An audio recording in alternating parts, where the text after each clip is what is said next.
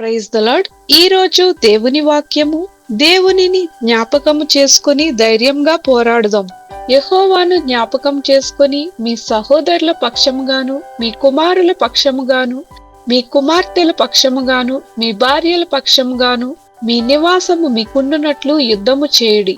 నెహెమ్యా గ్రంథము 4వ అధ్యాయము 14వ వచనం. నెహెమ్యా కాలంలో యెరూషలేము ప్రాకారాలను నిర్మిస్తున్న ప్రజలు శత్రువుల బెదిరింపులకు గురయ్యారు.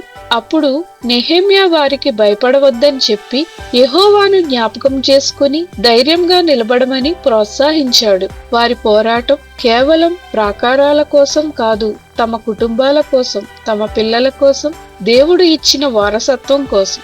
నేడు మనము కూడా ఆత్మీయ యుద్ధంలో ఉన్నాము. పాపం, శోధనలు, నిరుత్సాహం, లోక ప్రభావం వంటి వాటితో ప్రతిరోజు పోరాడుతున్నాము. మన కుటుంబాల రక్షణ కొరకు, పిల్లల ఆత్మీయ భవిష్యత్తు కొరకు, సంఘం మరియు సువార్త కొరకు ప్రార్థిస్తూ విశ్వాసంతో నిలబడాలి.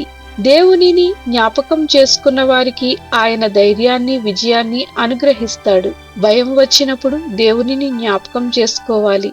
కుటుంబం కొరకు ప్రార్థించడం మరియు ఆత్మీయంగా పోరాడడం ప్రతి విశ్వాసి బాధ్యత. దేవుడు మన యుద్ధాలలో మనకు బలమై నిలుస్తాడు. విశ్వాసంతో నిలిచిన వారికి దేవుడు విజయాన్ని అనుగ్రహిస్తాడు. ప్రార్థన. ప్రభువైన యేసు, నీవే మా బలము, మా రక్షకుడవు. ప్రతి ఆత్మీయ యుద్ధంలో మాకు ధైర్యాన్ని ఇచ్చి నీ విజయాన్ని అనుభవించినట్లు మమ్మలను నడిపించుమని యేసుక్రీస్తు నామములో ప్రార్థించుచున్నాము తండ్రి. ఆమేన్.